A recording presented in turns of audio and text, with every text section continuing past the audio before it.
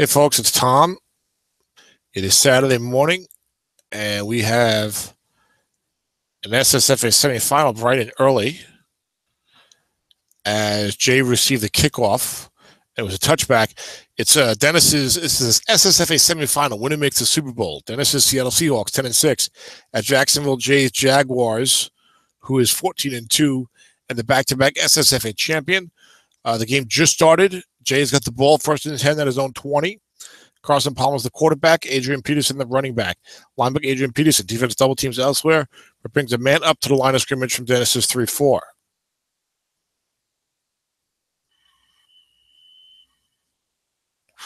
And defensive nose tackle +2 or +5 is only a 2-yard gain. Go to sleep. As Don Terry Poe made the play, Dennis has a vaunted 6'6", 3-4 defensive line. But Jay's not going to shy away from running it. But Dennis runs a 3-4, and he's going to bring a guy up often. Off tackle left to Adrian Peterson. No men there. And 6 is a 4-yard gain on Peterson's card. No big run for Peterson last time. Last game I called this postseason for Jay. In the past, he's done great when I call games, but this is really not a vintage Peterson card, even though it does have the big runs. It's not likely to get to 20, 25 carries on a regular basis, like some of his earlier Vikings cards would. Short pass, Julian Edelman double team correctly on 3rd and 4.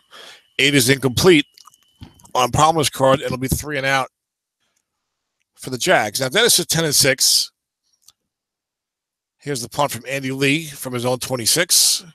He booms 148 yards. That'll be down around the 26 of Seattle. And it's Dwayne Harris, who usually has a pretty good card, calls a fair catch. You see there's a long gain on 12, a touchdown on 2, and positive yardage, 14, 15, 10. So some opportunities for either a big return or at least a reasonable return for Dennis if he can force Jay to punt today. Russell Wilson is, of course, the once and future king for Dennis. He's the quarterback. Frank Gore is the running back. Martavis Bryant and Michael Floyd, the receivers. And Jimmy Graham is the tight end. Is it Michael Floyd or Malcolm Floyd? Off tackle right to Frank Gore. Defense calls pass. 7's a short gain on Gore's card. And Dennis is up towards his own 39. It is Michael Floyd who has a better card in this set than Malcolm Floyd does. Now, normally you would say a 10-6 club at a 14-2 club that's back-to-back champion.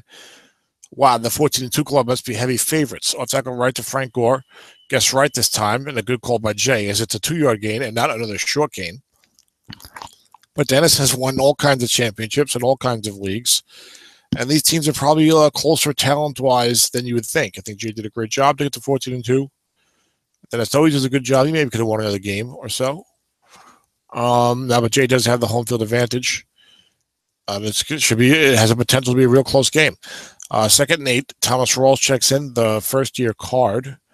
I was going to say first-year man, but I'm not sure if he was like a UFA the year before or something. Anyway, Aaron left for Rawls. Defense calls pass. Offensive onside end +9 or +4. Big block from the blocking back, Kyle Juszczyk, who's a 5'7". Springs rolls, rather, for the 9-yard gain and a first down. Jay's 4-3 goes 5-6, 5-5. 4-5-5 at linebacker. 5's everywhere in the secondary except for a free safety 6.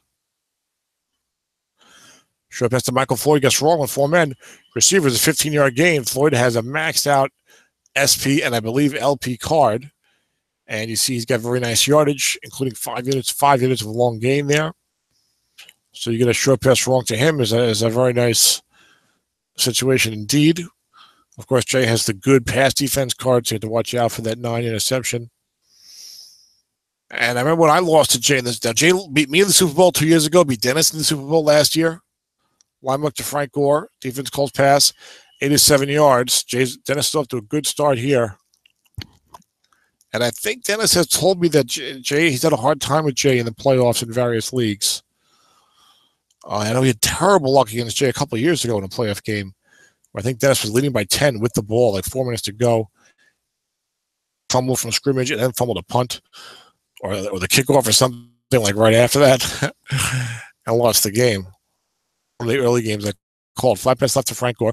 Defense calls pass, but blitzers, including Gore's man, receiver gets wrong as a 15-yard gain I think that's the first flat pass we've seen from Dennis. It was well-timed because Jay was blitzing, and he got the receiver guess wrong, and Thomas rolls. It was a 1 of 13 sack chance, but Kelechi Osebele had no problems picking up the block. And all of a sudden, Dennis is down at the Jacksonville 13. I say all of a sudden. It's early in the game, but it's been a very strong drive. Now, Dennis, I know, has got 7s on the offensive line. Short pass by Tavis Bryant. Tavis gets his run. They have 4 men there. 7 on Russell's card is incomplete. That play is a potential touchdown. Russell's got 19 units of short pass wrong. Then you had the receiver reading on his card, and you had short pass 4 men on the good defense. 2nd down and 10 for Dennis at the 13. Short pass Michael Floyd. Defense calls run again. Can Russell get it in there? About 22 units on the card. Defender Richter short gain. The 6 beats the 5. Touchdown to Michael Floyd. Casey Hayward, who should be a 6 next year, wasn't last year. Only a 5 and could not make the play. So a big opening drive touchdown for Seattle after forcing a 3 and out. And you couldn't start off better than this if you're Dennis. He takes a 7-0 lead. The kick goes down to the 1-yard line. It's run back 27 yards by Keyshawn Martin. A different spelling than Keyshawn Johnson. Screen sharing. The broadcast is live. We feel like we're in business. 8:42 to go in the first quarter. 7-0 Seahawks. Jay trying to. Everyone left. Adrian Peterson. Defense gets his pass. Double teaming elsewhere. And 8 is a 12-yard gain. First down for AP. 3 carries, 18 yards. And this has not shown a run call, but we've only had 4 plays. And we do have a spectator among us in the game. I hope I posted what I needed to post on the forum. Yes, I did. And short pass to Scott Chandler, not being double-teamed. Receiver gets right is complete. That's a 19/26. I believe Chandler was picked up in the supplemental draft. It was unusual that someone released a guy with a decent card when they probably could have traded, at least picked up some kind of late draft pick, even an 8th rounder for him. He's a run key in AP. He's looking past Edelman, but Dennis has got his free safety 6 there. Defender -2 or +4, incomplete as the 5 corner Bashad Breeland, who I traded to Dennis, makes the play. I think I traded him Breeland, Massey, and maybe something else. That'll be Bobby Massey, the offensive tackle. 2nd down and 10. This is 3-4, 6-6-6 on the line, 5-6-4-5 at linebacker. Linebacker Adrian Peterson. Defense gets his pass, but brings 1 man up. Jay's looking on his own card here, a blocking rating. It's a 2-yard gain. Peterson has a pretty nice linebacker wrong card, pretty decent. It's a lot of solid yardage, +4, +6, +8. And then the big runs on the edges, as Dennis would say, long gain on 2, +25, +48, 11, and 12. And here's a 3rd and 8 for Jay. As he's in Seattle territory, barely at the 48. C.J. Anderson checks in for the first time. He's got 2 running backs that he uses effectively. But this is a big 3rd down. Dennis can get the ball and really take control. And left, C.J. Anderson running at the 0, but there's a 5 linebacker back there. 8 on the defense is 12 yards and a first down for the Jaguars at the Seattle 36. A big first down.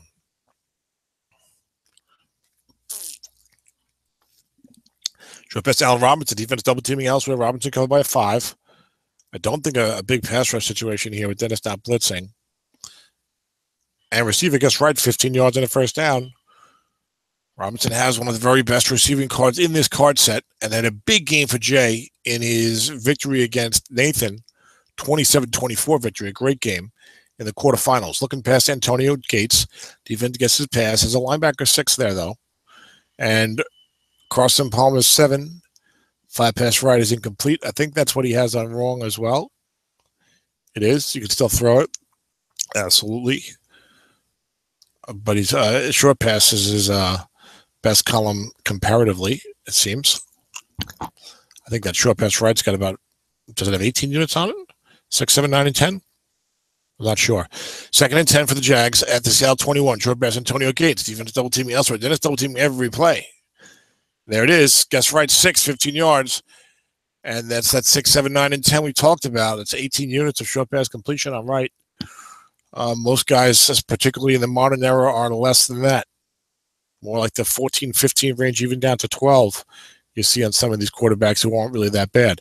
1st and goal for Jay at the 6. After that big 3rd down conversion around midfield. And run left, C.J. Anderson. Dennis guessing wrong. but he does have a defensive at 6 there. 11 is 7 yards and a touchdown in CJ's card. And it would have been 5 yards, guess right. So it still would have been 2nd and goal. And a Vinatieri for the extra point. It's up and good, 2-10. I have to watch for that in a big spot later. And it's 7-7. Here's a kick down to Dwayne Harris, Jeff Janis, rather, in the end zone. Harris was also back there, but Janis fielded this one. And he takes a knee for a touchback. And here come the Seahawks. Late first quarter, score tied, SSFA semifinal, when it makes the Super Bowl. What else do you need to know? Dennis Crowley, Jay Villing. Off tackle left to Frank Gore. Guess wrong, short gain. Gore off to a nice start. 4 carries, 35 yards. A pair of short gains on his own card. 1st and 10 for Seattle at their own 33. What these guys, Kyle Juszczyk is even decent on the flat pass. Normally like a better 5th weapon than that, but long pass, Montavis Bryant. Defense double teaming elsewhere. Bryant covered by 5. Russell must run to his card. 3 is a long gain on Wilson's card. Guess right. Montavis streaming down the sideline towards the end zone. Tackled at the 15-yard line. A 52-yard completion. Long pass right. Long gain on 3 for Russell. No men in zone. A 52-yard completion from Wilson to the suspension plagued wide receiver. And it's 1st and 10 for Seattle at the Jacksonville 15. As I've said many times, you have a good much running quarterback. You can throw deep more often. Flat pass left to Jimmy Graham. Receiver gets right, -2. I guess you have to catch it. If only Jimmy could have just swatted that one down to the ground. Good. When you have those must-run opportunities, the long pass right is not as much of a all-or-nothing type of proposition. Although Russell only has 3 completions there and 11 must-runs, so it's about 10 total units. But Dennis likes to take his shot, and Jay's been bringing his safety up to the short pass. And Dennis wanted to try to make him pay. Short pass, Michael Floyd gets past 4 in zone. Watch out for the 9 pick on the defense. Dump off is good. Short gain should be a touchdown. Touchdown, Kyle Juszczyk. Jay was ringing 2, but Dennis has great pass blocking. And Max Unger against Willie Young was a 7 out of 10. 1 of 16 sack was an 85 in the random. Dennis got the dump off, short gain on the defense's card. Touchdown from Wilson to Kyle Juszczyk. 14-7 Hawks on the very quick drive. The kick goes 9 yards deep into the end zone. Keyshawn Martin takes a knee. 1st and 10 Seattle. Jacksonville. 1st and 10 Jacksonville. Seattle leading 14-7. Exciting early going here. Dennis will get the ball to start the second half. We're still late in the first quarter, but just setting up the rest of the game for you.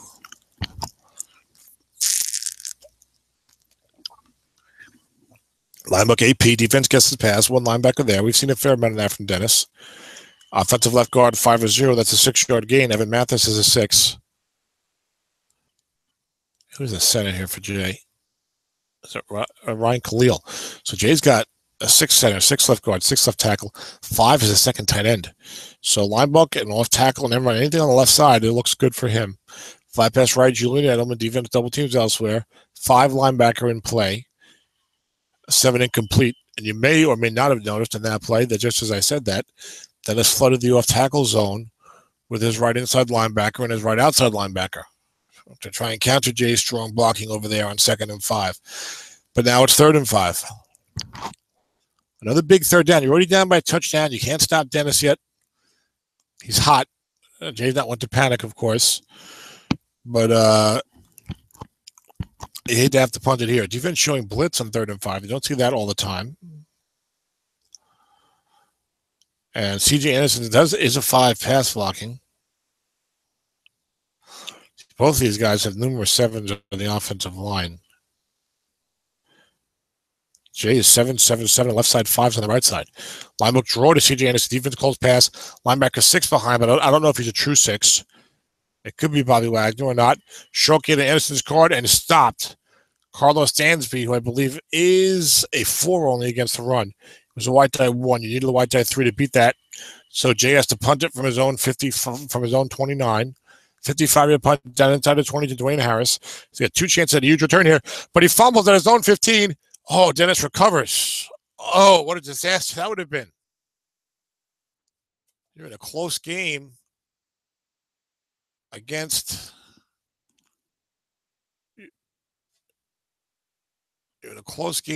a against a 14-2 team in the first half and things are going well, you surely don't want to fumble a punt at your own 15. But Dennis recovered it. That was huge. It was a flat pass, guessed right, I think, or I'm not sure what it was. I think it was guessed wrong. Only a 1 yard gain for Wilson to Frank Gore as we start the second quarter. Seahawks at their own 16 on their previous two possessions. On their first two possessions, I should say. Flat pass left to Thomas Rose. Even gets his run, but floods the flats. But Russell gets his own card. 10 is 11 yards and a first down. 4 is the only incompletion. On number 3, Dennis's favorite player, of course, in the NFL. And on virtually every strat team he owns. Short pass by Tavis Bryant. Defense double teaming elsewhere. Here comes the pass rush. A big sack from Carlos Dunlap against the aforementioned Bobby Massey. It was a 5 on 11 on a straight D. And a 1-64 chance. And it was a 53 for Jay. Is that Dennis's only non-7 or is that a Samsa team? Alan Barber's only a 4. Blocking in Dominican Sue.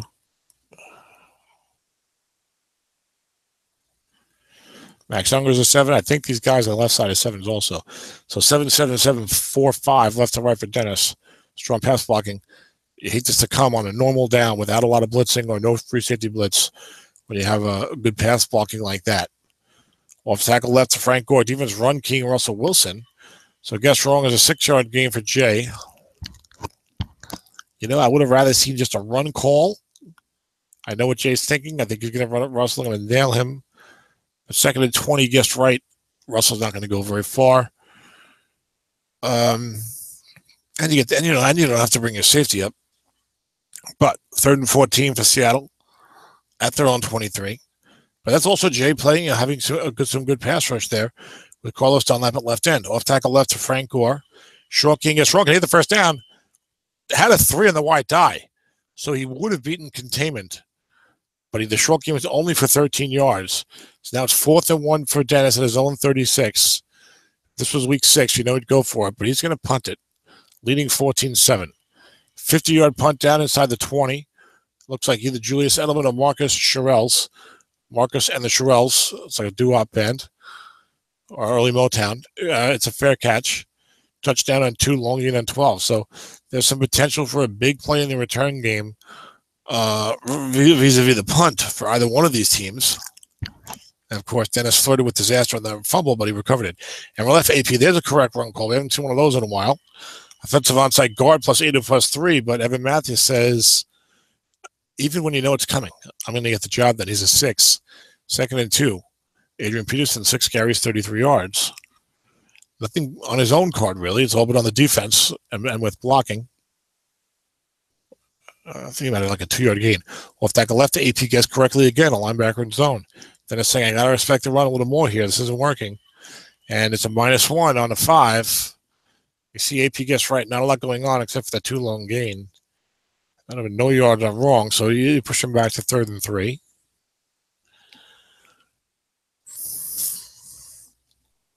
Fozzie Whitaker checks in the game. You got CJ Anderson. But it's conserving his carries. He's used Fozzie very, very sparingly in the playoff game against Nathan. Short pass to Allen Robinson. Defense double teaming elsewhere. Robinson going by a 5. The short pass right. Carver Palmer has been good today. Picked off 2 to 4, 11 and 12, but it's complete on the split 5. If Dennis had the right double team or 4-minute zone, that would have been an interception. But he was double teaming elsewhere. I haven't seen a lot of double teaming of Robinson, really. But some of that is, the idea that Lima draw to Julian Edelman. Defense gets his pass over linebacker in zone. Offensive center plus 10 or plus 2. That's knowing your opponent. A lot of the 3-4 teams like to bring up one linebacker and call pass. And calling a draw play. That would have been a linebacker in zone -1 or plus 3. Would have been 3 yards instead of 10 yards. So if you know what you're doing, a draw can be a smart call. But if you're just like, I feel like doing a draw, it often doesn't work out well. And we're left to Adrian Peterson, gains 5 on a 9. This is a very chunky column. 2 long gain, 12 plus 80, 10 plus 39. Came close to that plus 39. As we drop a user. 2nd and 5, short pass, Antonio Gates being double teamed by Carlos Dansby, the inside linebacker. Receiver gets right on the dump off, is 8 yards at a first down to C.J. Anderson. Jay's across midfield to the Seattle 44. Early second quarter. Maybe someone had to go somewhere. 9 minutes before the half, everyone left to Peterson. Defense guess was wrong. Defensive end to 6. 4 is a 6-yard gain for AP. 10 carries, 53 yards. Jay just patiently giving Peterson the ball. Behind his blocking, he's mixing him enough passing. Short pass, Allen Robinson. There's a correct double team of the wide receiver. And 3 is incomplete. Setting up 3rd and 4 for the Jags at the Seattle 38. Big series here. If Jake makes sure not to lose a yard, he will probably go for it. Short pass, Allen Robinson. Defense run king. Receiver is big here for the Seattle 38. And picked up 2 to 4, 11, 12 is complete for 12 yards on the defense. The average pass defense cards, the home field advantage. Those are one would have been an interception. The other one would have been incomplete. Instead, it's a pair of completions. Keeping drives alive. Keeping possession of the ball. Moving the chains. So that 14-2 showing up here in the first half in terms of the home field advantage, using the better better pass defense guard. Short pass, Julian Edelman. Defense run king, C.J. Anderson. Receiver gets wrong 14 yards. You see Edelman does not have the flashy yardage of Allen Robinson, but he is maxed out on short pass wrong. In fact, his longest gain is only for 19 yards, so although it is on a 6. 1st and 10 for Jackson at the Seattle 12. They can tie the game with a touchdown. Short pass, Antonio Gates. Defense double teaming elsewhere. Gates covered by a 4. No blitz on. 10 is a touchdown for Palmer. 16 yards. Good drive by Jay. Had Dennis off balance on that drive and converted a couple of third downs, or at least one. And the extra point 10 is up and good. It was close to the 10. And we have a 14-14 game. Game reset, 6:36 to go. The kick goes down to the 5-yard line. 3 is a touchdown at Harris, but 4 is 29 yards. And it's up to the 34 for one of the better return men we've seen in the NFL over the last 3 or 4 years. One of the only consistent type guys.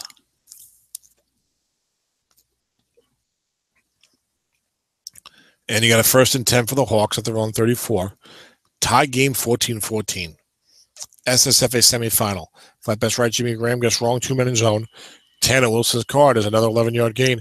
Both of these offenses doing pretty well today. I think Jay went 3 and out twice, perhaps. I don't recall. But outside of that, they've both been moving up and down the field. Wilson, 9 of 10 for 133 yards and 2 touchdowns. Looking past to Frank Gore. No linebackers there, but the blitz is on. And with no men there, White Die 5 is 9 yards. White Die 6 would have been something not so great. I think incomplete, actually. Linebacker in zone +1 or +4, perhaps. Going off of memory, but these are the good cards, not the average. 2nd and 1 for Seattle at the Jacksonville 46. Defense showing blitz.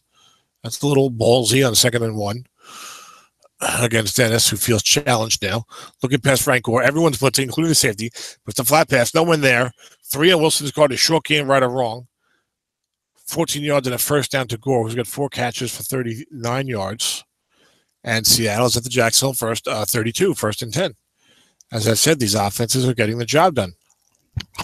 Early morning edition because Jay's family is going on vacation immediately after the game. Linebacker to Frank Gore. He's fleeing the town. He's fleeing the city for his 5 yards. For Frank Gore on the linebacker. He's got 7 carries, 59 yards. A lot of offense here in the first half. A lot of good offensive stats. The Hawk for the Jacksonville 27. He cannot stop Dennis. Looking best to Frank Gore. Everyone blitzing again. No man there. +7. Another White Die 4 against no man in zone.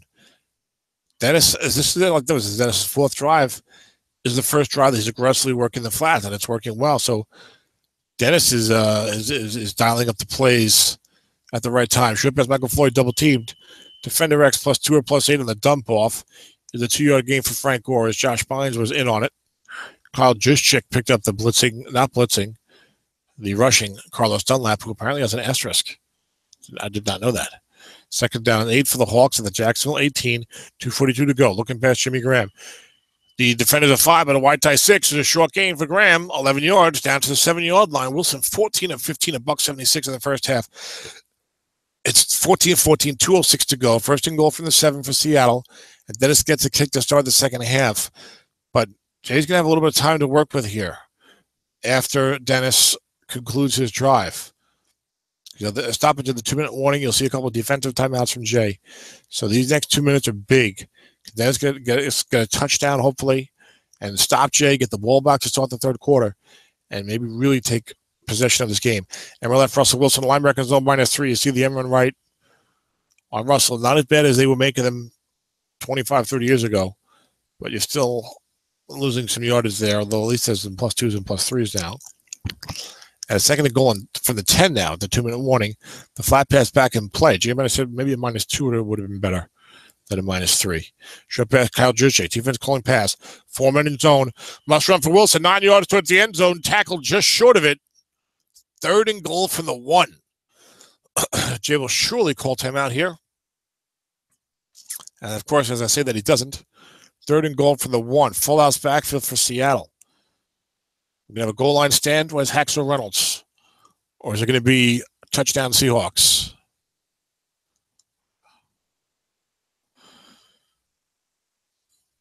Frank Gore, Thomas Rawls, Kyle Juszczyk, and Russell Wilson.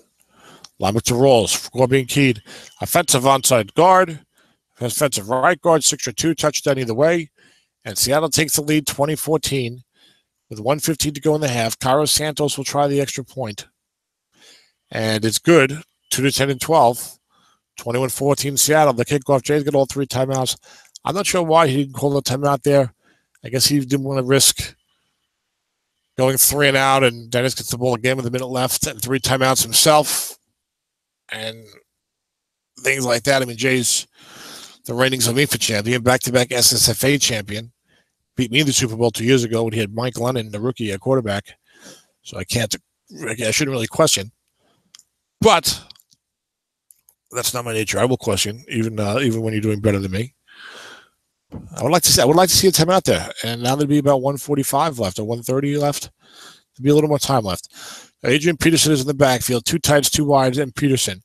You know, there's the potential of him popping a big run with AP, but both him and Dennis know that. It's the cat and mouse is on. Off tackle left to AP. Defense gets the pass. No linebackers there. Maybe this is why I save the timeouts. Run inside. How about that, Tom? And there's a Peterson on a long gain at 11. Pops it across midfield to the 40, the 30, the 20, down towards the end zone, tackle at the 16-yard line. Adrian Peterson, once again, in the postseason for Jay, coming through the big run, 2-11 and 12, 2-3-11 and 12, and then off tackle are big runs, 2-11 and 12, and long gains are better. He popped the 11 long gain of 64 yards, and he still doesn't call timeout. Because now he's got 1st and 10 at the Seattle 16 with 52 seconds left. Peterson, 117 yards and 11 carries at the half. Dennis says, I didn't want that. Come on. That play may have turned around the entire game. Look at Antonio Gates. Defense double teaming with the defensive back. And 8 is incomplete on Palmer's card. Would have been receiver. And Gates is a fine, solid flat pass guard this year, as he generally has. Oh, now he's in the twilight of his career. 2nd and 10, Jacksonville at the Seattle 16. Can they tie the game with a touchdown here? These offenses have been very difficult to stop, as you can see by the 35 points combined in the first half. Dennis would love to make him settle for a field goal. Should have best to Allen Robinson being double teamed by Eric Weddle. True double team from Dennis's nickel. Receiver double team incomplete. Just missed the receiver double team completion. Robinson has maxed out with double team completions. He will not have anything like that next year. He's on one of my teams. He's got 11 units, and that would have been a touchdown without the double team. So good double team by Dennis. He was double teaming. He's been double teaming all half, and he's finally hit a couple here later in the first half. 3rd and 10 for Jacksonville at the Seattle 16. 37 seconds left. C.J. Anderson, your running back. I don't think you'll see a running play here. I would be surprised. Short pass to C.J. Defense getting pass. 4-minute zone. C.J. covered by 5. Dump off and play. 1 blitz on. right on Palmer's card is 14 yards and a first down at the 2-yard line. Carson Palmer coming through again on third down with the short pass right completion on his own card. And Dennis has got to be dispirited by that. Very unlikely Dennis was going to double team C.J. Anderson there. There was a pass rush situation. That was a 1-48 sack. Reno Giacomini, the ex-Seahawk, trying to block Michael Bennett, the current Seahawk. Dennis says, man, why couldn't I have gotten that 1-48? I got Dunlapped earlier. First and goal for Jacksonville J at the Seattle 2. 30 seconds to go. He's got 2 timeouts. He just called his first one after that completion to Anderson. And so off tackle left for Fozzie Whitaker. Defense calls run as 2 men there. 6 is blocking for Jay. And -2. There's that danger when you run off tackle near the goal line against the 3-4. This 2 linebacker card is hitting you for negative yardage, 4, 6, and 12. And Jay calls another timeout. This is why he didn't call them earlier. He would, I'm sure, tell me if he was here. Second and goal for the 4 for the Jags. Only 1 timeout left, so this will be interesting. 3 running backs, 2 tight ends. Does have people to catch the ball here. And it's Emerald left to Fozzie Whitaker. Defense guessing can pass. It's going to be out of bounds. There's no linebackers there. And only a 3-yard gain on Fozzie's card. And he does get out of bounds. And it's going to be 3rd and goal from the 1, 15 seconds before the half. Jay trailing 21-14, trying to tie the game before Dennis gets the second half kickoff. Full house backfield. Adrian Peterson, Fozzie Whitaker, Patrick DeMarco. 3-4 defense showing blitz. Dennis has got a 4 left inside linebacker. He's got 4 as an inside linebacker, so you're probably going to see a linebook here. Linebook Carson Palmer, but he's keyed. 1, 2, 3 will not get in the end zone. 4, 5, 6 probably will. Offensive right guard, 4-0. Touchdown. Vladimir DeCassi bumped up from a 4 to a 5. Would have made it anyway in the white die 4. So despite the successful run key, anything on Jay's card, 1, 2, or 3, that would not have been a touchdown. Anything on the defense's card virtually would have been. And Jay hit the defense's card, 21-21. And Dennis knows he's got his work cut out for me. It feels like I was doing good. Things are going my way. And then the Adrian Peterson long game, 64-yard run with about 1 minute to go in the first half. Then I had to successful run key on 3rd and goal from the 1. But Palmer got over the top anyway, or penetrated the line of scrimmage. Not over the top, quarterback keeper. Dennis has to feel like, damn it, you can't give things away to Jay. You can't let Jay get easy ones. And if he could have got a 1, 2, 3 in that wide die, or if they wouldn't have rolled the long game there before the end of the half,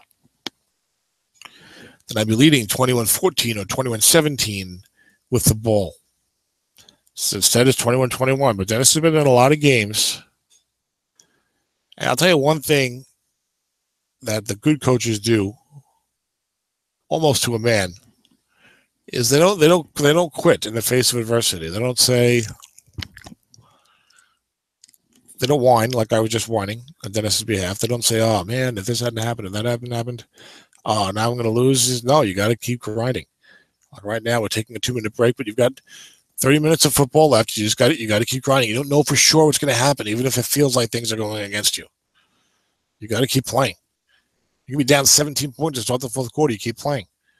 You get a touchdown or a field goal, and then the guy turns the ball over. All of a sudden, bang! I'm back in business.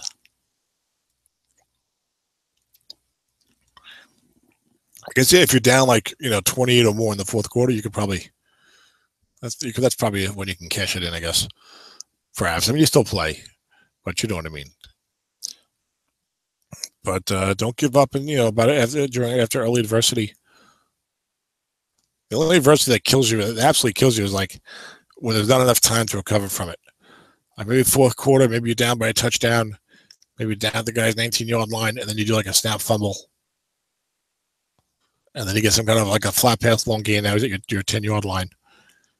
It's like, well, there's not enough time left probably for me to recover. I mean, you still got to keep playing, but that's the worst kind of adversity. The earlier adversity, as long as there's enough time on the clock and then the score is reasonable, you just got to move on. Just got to keep playing, and almost forget about that thing happened. Whatever it is.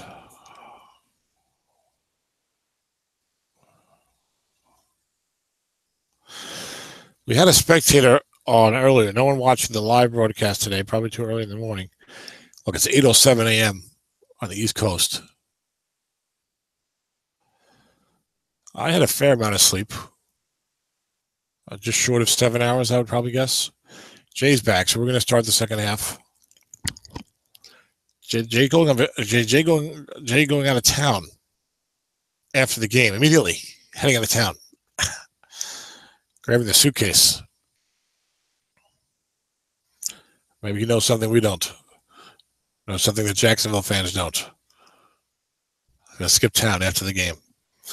So we'll see. And I don't know what just happened, but it looks like Dennis has the ball at his own 2-yard line. This doesn't seem to be right.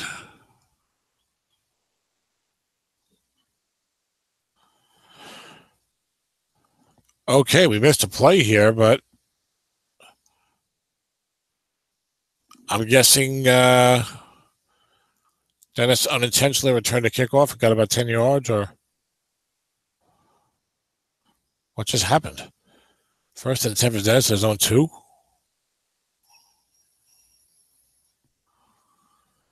Sometimes the kickoff doesn't show when you're watching the game and you have the animation on.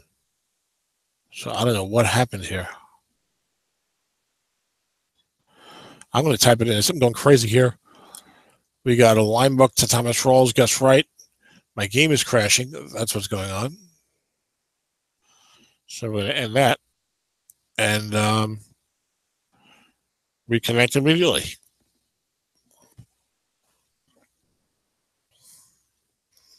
Those were some bugs I've never seen before. So bear with me a moment as I reconnect.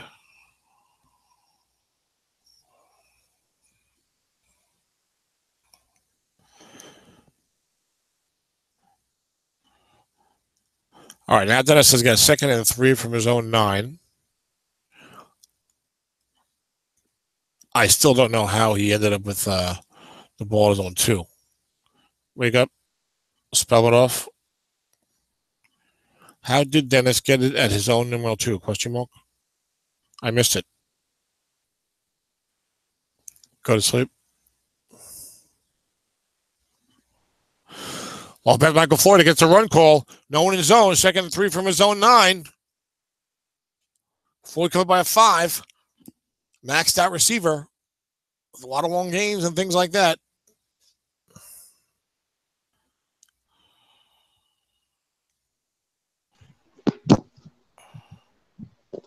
And we have someone on now. That is Michael Reeves. Make sure to mute your microphone icon, Michael. So what happened there was that Dennis had taken the kick out and got only an 11-yard return, deciding he would take it out whenever Jay kicked it to Dwayne Harris. I'm not sure why he would do that. But anyway, we got a punt. Dwayne Harris is pretty good, but he's no Ron Brown, Dennis. And Jay's got 11, 12, and 13. So there you have it. The kick was 9 yards deep. Dennis took it out. Now maybe regretting that decision, as after the punt, after the 3 and out, Jay's got the ball at his own 42. You know what Dennis says, go big or go home. You still want to go big and go home. Emerald left to Adrian Peterson. Defense calls pass. 7 gets wrong with a 2-yard gain. We are early in the second half. It's tied 21-21. Jacksonville Jay versus Seattle Dennis. For a spot in the SSFA Super Bowl. Jay going for his 3rd straight title. Dennis won the SSFA title a few years ago. I believe he lost last year's Super Bowl to Jay. 2nd down and 8. A draw play, guess right. So you got a linebacker there. This will be good for Dennis. No gain on Adrian Peterson's card. I think that would have been like a +4 or 6. No, only +1, guess right, but still. We want to make the guy pay for the draw, put it in the back of his head. You can't just run draw plays on me. Could have been a 3-4. And we're asking pass and putting a guy up there. 3rd and 8 for Jacksonville at his own 44.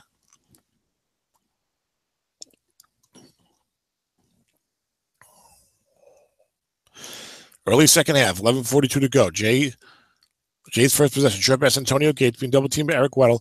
3rd and 8. Palmer's converted a lot of these, but not this time. The correct double team forces an incompletion. Would have been incomplete anyway, but still.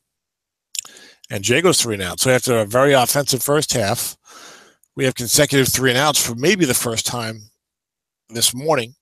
And the punt for Andy Lee goes 48 yards. I think the Jacksonville bounce down to the 2-yard line.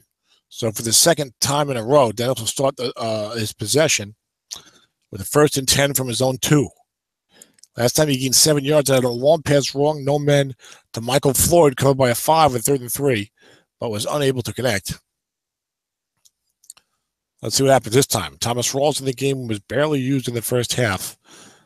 We saw more of Frank Gore.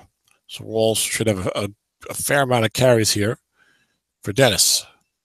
As always, make sure to get those good running cards. Doesn't hurt if the guy's a Seahawk.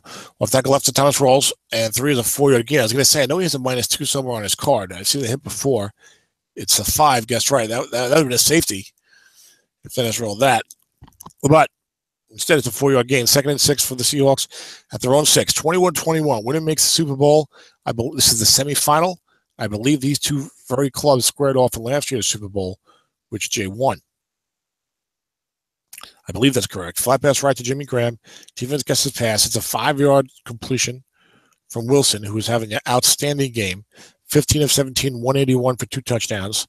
And I know he had a key 9-yard scramble before, I think, Dennis's last touchdown of the half. 3rd and 1 for Seattle at their own 11. Big down here. It's been a weird early third quarter. The way that this early third quarter has gone, you might see a pass call and a dreaded 5. And Dennis will have to punt it.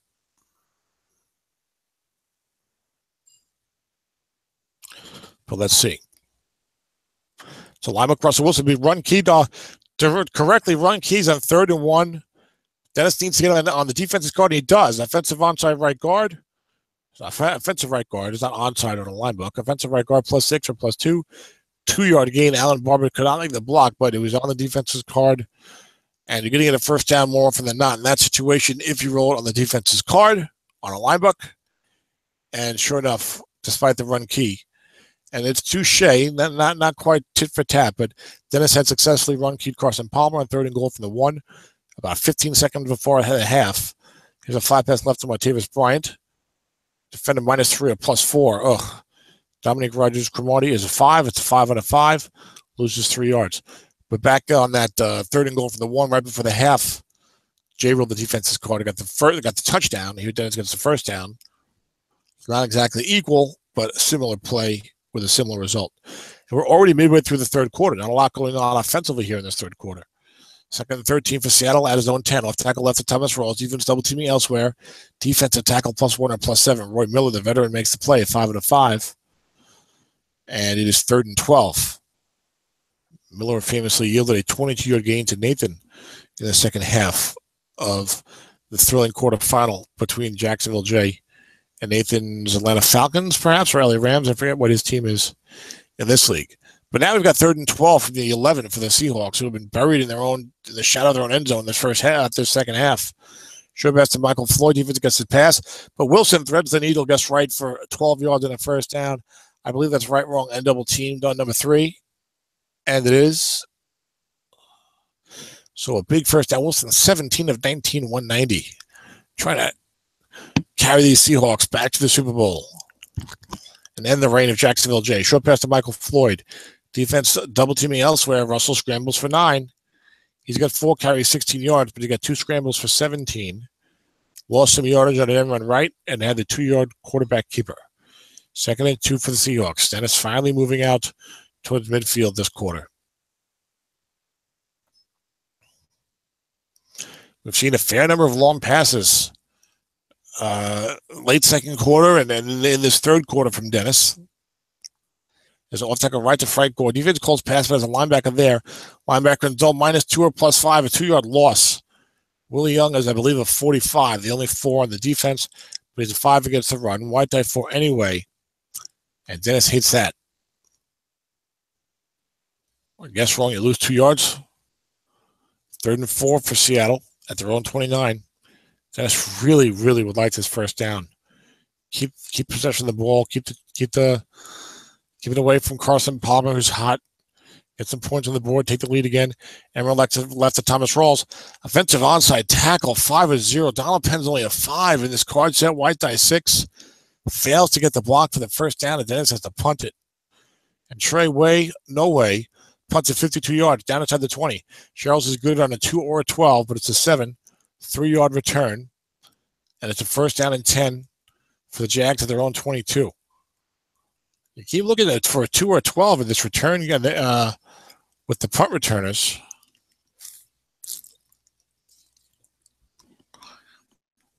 Obviously, that would be huge. Right now, the biggest play of the game was Adrian Peterson's 64-yard run, a minute before the half. Showed by Scott Chandler, defense guessing run, and he's uncovered.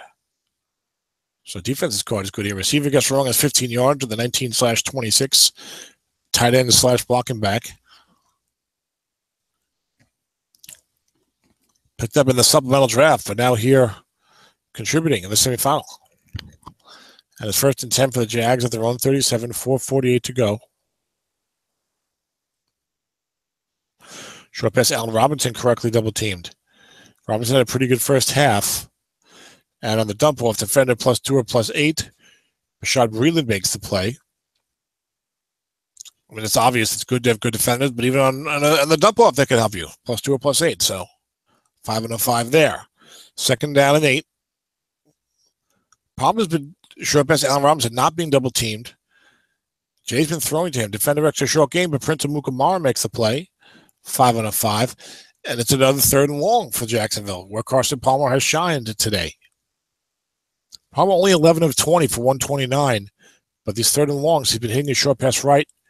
Short pass Julian Edelman defense double teaming elsewhere. Dennis knows it's coming. But no, 8 on Palmer's call gets right incomplete, right in between all the goodness. 6, 7, 9, and 10.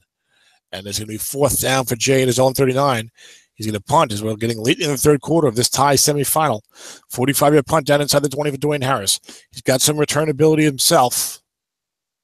And a 2 or a 12, it's a 9, a 10-yard return. So 2 touchdown, 12 long game looks like for both teams on the punt return.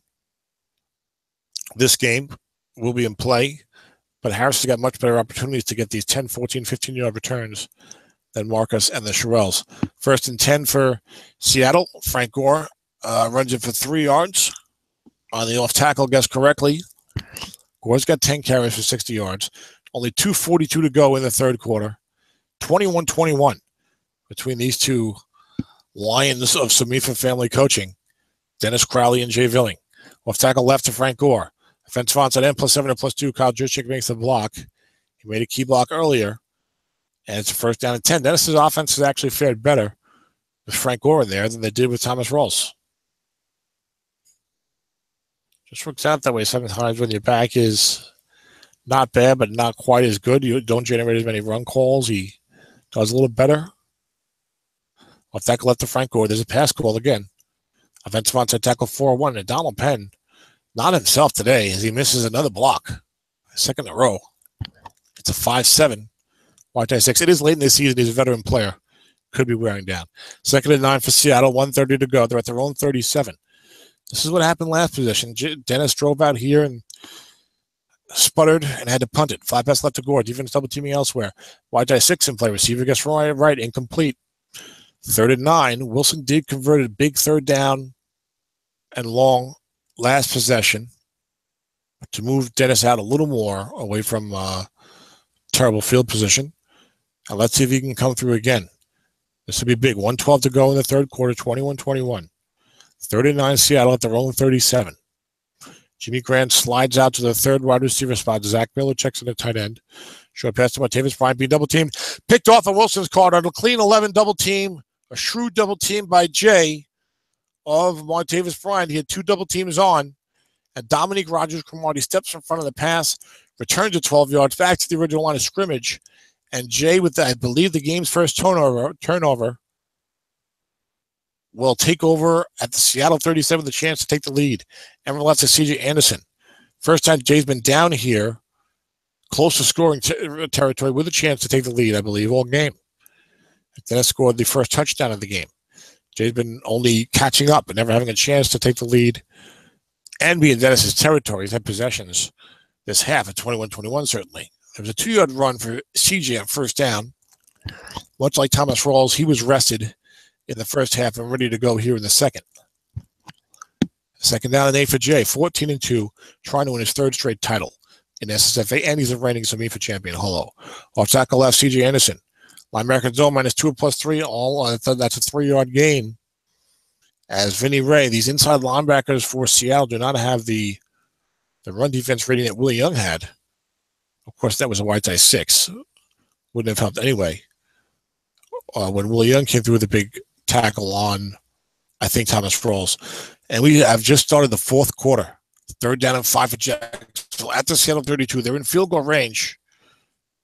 But this doesn't feel like a field goal type of game, although there's been no scoring here in the second half. So, and we're left to CJ's run keyed successfully with a 5 in the zone. This should be good for Dennis. Great call. And yes, keyed -1. Dennis Crowley pushing Jay back with a tremendous defensive call. Even just to call run there, but he keyed him successfully. And Jay from no man's land is going to go for it on 4th and 6. Doesn't want to try the long field goal, and you miss it. And then Dennis gets the ball at his own 40. So it's 4th down and 6, 2 tights, 2 wides, 1 running back. Dennis goes to the nickel 3-3-5. This is a huge play here. Can Dennis get the stop? Palmer's been so tough in these situations. Obvious passing situations. The short pass right has been very strong for Jay. And we're left to CJ again. Running at the 6. They got good blocking over there. And a 6 on CJ's card again. But guess wrong. Is only a 2-yard gain. He turns the ball over on downs. He had the white die 3. So he would have beaten containment. 1-4-10. He had 16 units to beat containment. Had some things in Dennis's card. But it's not like it was a 5 pass wrong or something like that. Had some opportunities. Dennis takes over and down after the big defensive stop. Takes over and downs after the big defensive stop. Dennis likes to go deep here. Like Terry Bradshaw and the old Steelers. Short pass to Michael Floyd. And D is no sack, but picked off 2 to 3 in the dump off, incomplete. And Wilson's missed a few straight passes. I think he was 17 of 19, which means he missed 3 straight, including an interception. 13:48 to go in the game. 4th quarter. Jay's family packing up the station wagon. Known as a station wagon anymore, but short pass to Martavis Bryant. Defense calls run. Before man there. Receiver gets wrong. 17 yards. 10 was a long gain. Dennis has these receivers with good yardage on their card, and Floyd is maxed out. Dennis up to the 48 now, quick clicking, trying to force his team into a rhythm. Thomas Rawls in there. It's been the block and back formation for Dennis all game. For most of the game, a lot of that probably to pick up Dunlap's asterisk. Everyone left to Thomas Rawls. Defense guessing run. No linebackers there. He'd love to get an 8 plus 12 in the defense. He will settle for an offensive onside end +9 or +4. Kyle Juszczyk was his 3rd successful block on a play like that of the game. And Seattle's in Jacksonville territory for the first time this half. And it's a good time for it. 12:36 to go. Tied at 21. Winner makes the Super Bowl. 2nd down and 1 for the Jacksonville 43. Jay has been a nemesis for the SSFA coaches trying to win championships. Beat me 2 years ago. Beat Dennis, I believe, last year. Linebacker Russell Wilson. Linebacker zone 0 +4. Jarrell Freeman makes the plays, also a 5. So it was a wide die 4, though. That was guessed wrong, I believe. So linebackers making plays in the running game for Jacksonville, Jay. And suddenly it's 3rd and 1 for Seattle at the Jacksonville 43. Linebacker Russell Wilson. Defense gets the pass. No linebackers there. 2 yards on Russell's card. Dennis went right back to it, despite a successful linebacker run key from Jay on 3rd and short earlier in the half. Dennis says, I'm not going to let you take that out of my arsenal. I'm going to make you understand I might still do that play. Jay was covering the off tackle. Excellent coaching so far, by the way. Not a mistake to be found. Linebacker Thomas Rawls gets right. Defensive right tackle 0 +22. Roy Miller 5 out of 5 makes the play.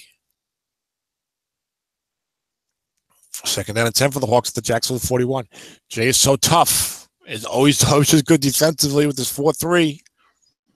A lot of fives standing around. Flat pass left to Thomas Rawls. Even gets his run. Dennis needs this to be complete. Linebacker in zone. Extra short gain. 5 and a 5 incomplete.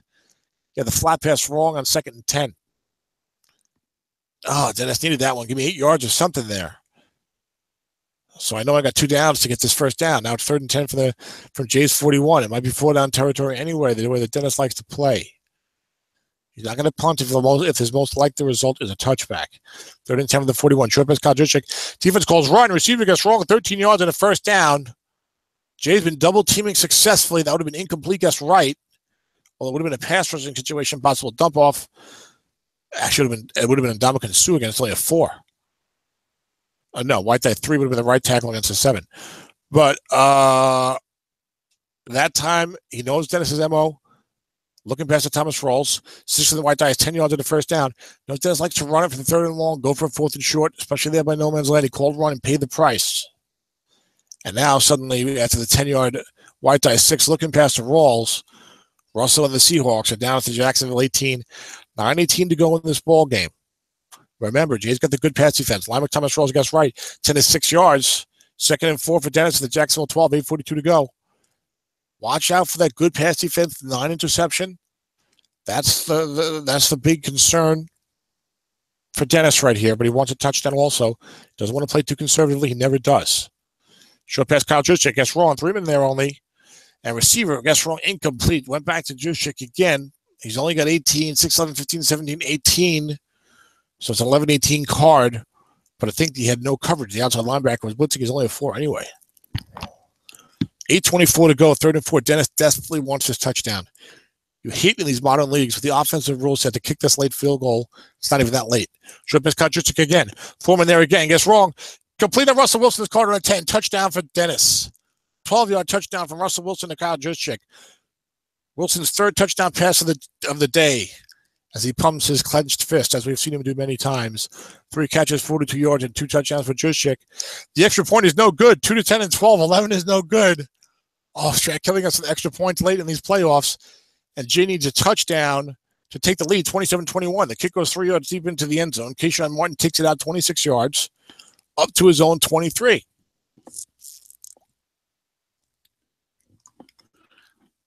And Jacksonville trailing only 27-21. Dennis is, are you kidding me with an extra point? I'm glad I got the touchdown, but come on. Touchdown to lead. And linebacker Adrian Peterson gets wrong. One linebacker there. And 7 to 6 yard gain for AP, who has hardly seen the field in the second half because Jay's hardly had the ball. Dennis just had the ball from about the 3-minute mark of the 3rd quarter until 7.5 to go in the game. It feels like. I could be wrong about that. But that was a very lengthy drive. 2nd and 4. Off tackle left, C.J. Anderson. Defense calls run. One linebacker there. Don't want to lose a yard here and get back into containment. That's for sure. And he does. Dreaded 5 gets right as a -1. The only minus on CJ's card. Pushes him out of a containment-free situation. Containment back in place. 6:36 to go in this great semifinal. Excellent coaching here. This is how you want to do it. Both building a team and coaching a team. 3rd and 5 for Jacksonville at their own 28. 6:36 to go. Dennis even overcoming the game's only turnover.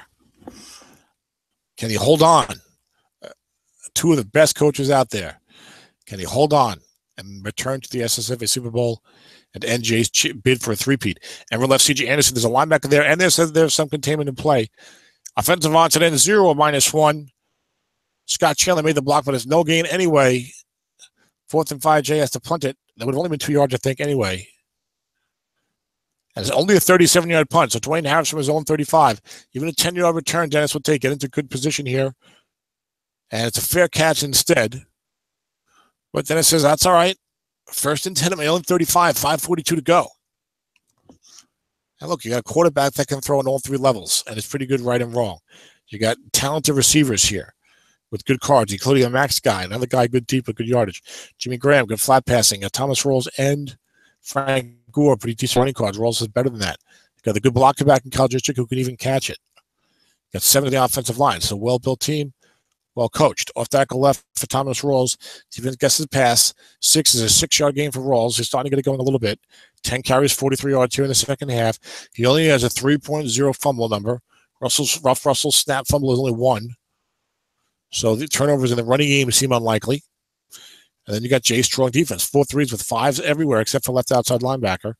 And only 2 6s. Left tackle 6, free safety 6. But as he proved against me in the Super Bowl a couple years ago, you don't need 6s to play good defense. He's got 5s almost everywhere. Off tackle left, Thomas Rawls. No, that's right. No linebackers is 10 yards. And a first down on the defense's card on the 8. 4:30 to go for Dennis. He knows. He's seen the fluky turnovers in the playoffs before. He's seen the missed field goals. He's seen the aggressive play, both rewarded and penalized. He's seen it all. He's in all the leagues. He's plays in so many big games. He knows this is not over.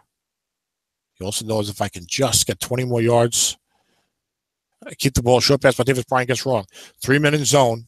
We have not seen an interception split on Jay's defensive card. We've seen a couple on Dennis's that were actually completions because Dennis only has the average and Jay has the good. But that was incomplete, gets wrong on Russell's on a 7. We've seen that twice. 2nd and 10. You know Dennis wants to do an with Russell here. He loves doing with Russell when he thinks he can get away with it because he loves running with Russell.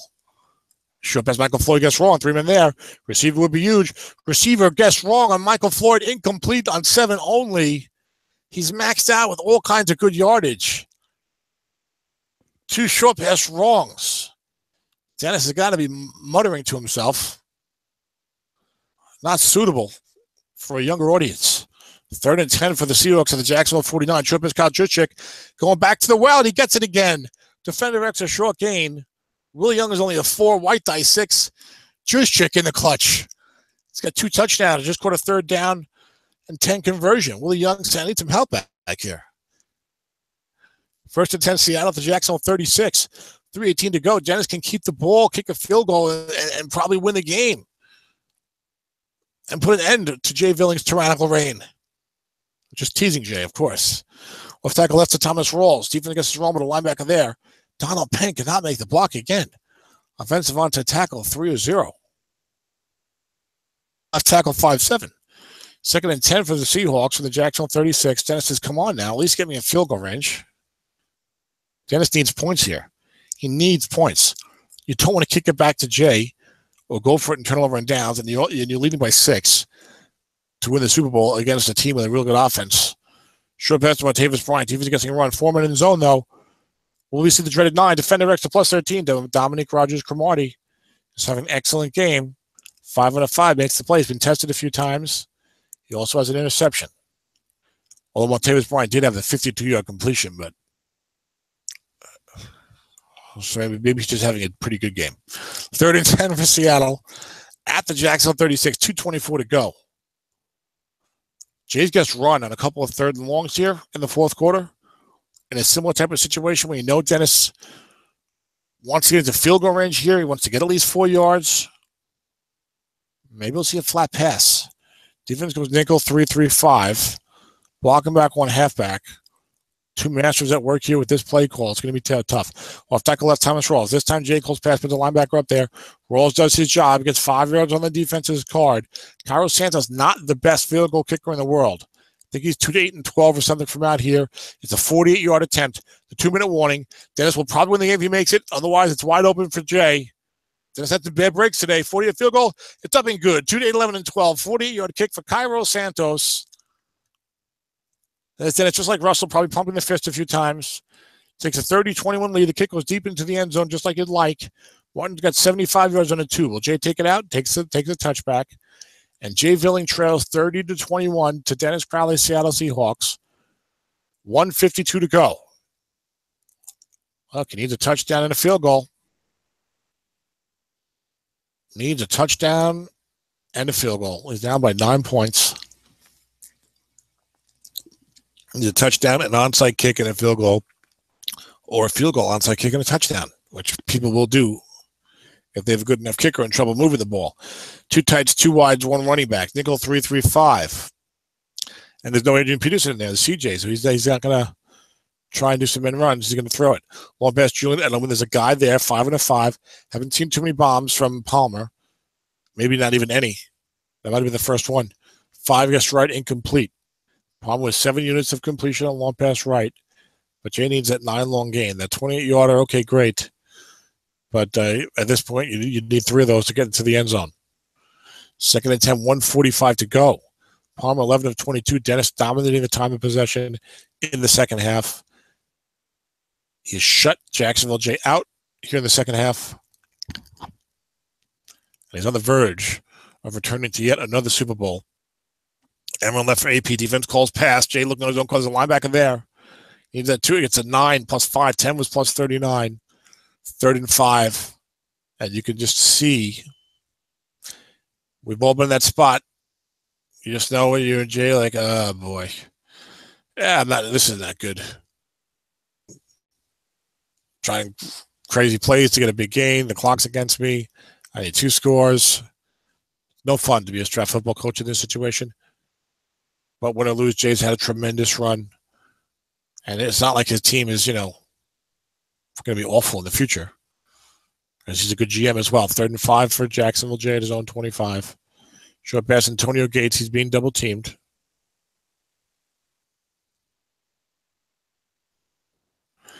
Receiver gets right on the linebacker double team, incomplete.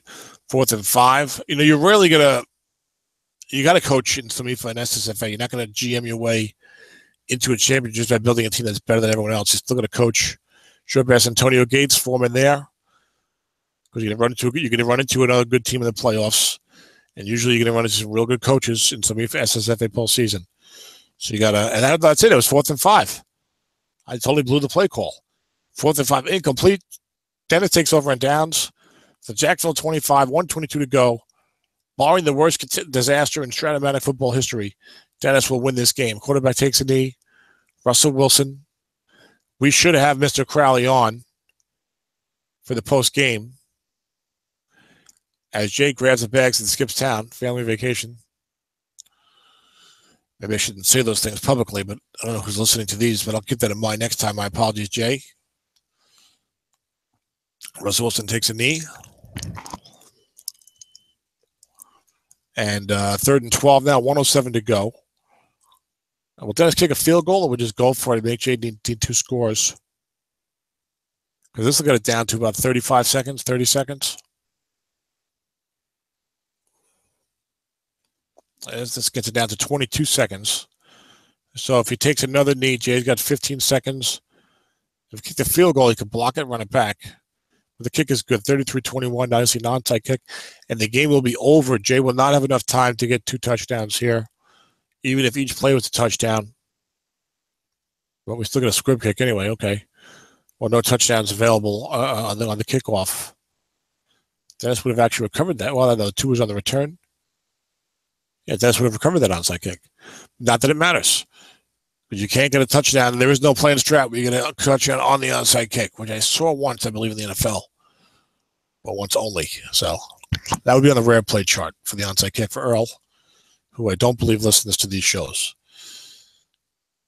Emma Rifle Peterson, it's all academic now. 12-yard game for AP. Another strong player performance for Jay. Maybe his last, unless he does something good for the Saints. His NFL career could finally be on the deep decline, but we'll see.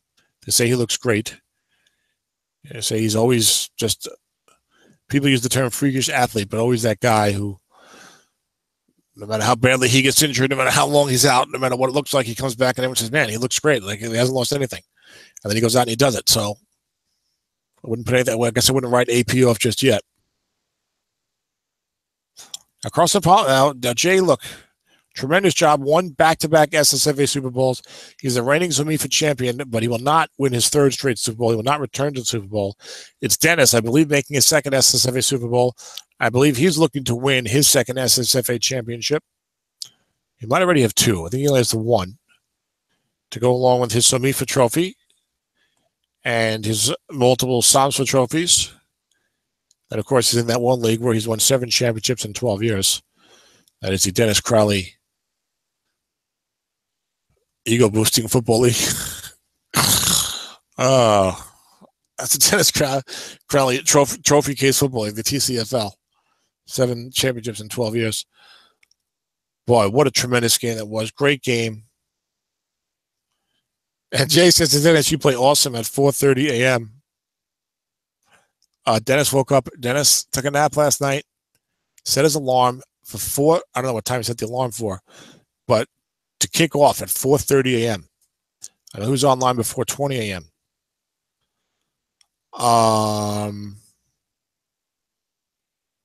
And these guys both coached a great game. And like I said earlier, even though Dennis was only 10-6 and Jay was 14-2, you saw the personnel. It wasn't like, oh man, how can you possibly beat Jay? Jay's a great coach. He did a great job. I don't think this was a 14-2 team, really. I don't know what I predicted them to be. Maybe I did predict them 14-2 because of Jay. But they were closer than the 4-win regular season spread. And this was a great game. This was a well-coached game. I don't remember a single bad play call. But there was another playoff game like that I called recently. Maybe that Nathan J game. I mean, not even a question really. Why are you doing this? Why are you doing that? Maybe then I shouldn't have taken that kick out from 9 yards deep, but not for a scrimmage. But then I say next year you can go for 3 and 4 years, but Carson Palmer's card I don't think will be that great. Adrian Peterson disappears. Of course, well, Jason, it sounds like Carson Palmer's card will be pretty solid. Maybe he's got another running back lurking. C.J. Anderson was injured. But now, so look, if you win the Super Bowl with Mike Glennon, then you should never be discounted. So, unless the team is a complete disaster, and Jay usually does not let his teams fall into disrepair like that. But a big congratulations to Dennis. He makes the SSFA Super Bowl, I believe, for the second straight year. Let me look that up, and then we'll see if we can get Dennis on.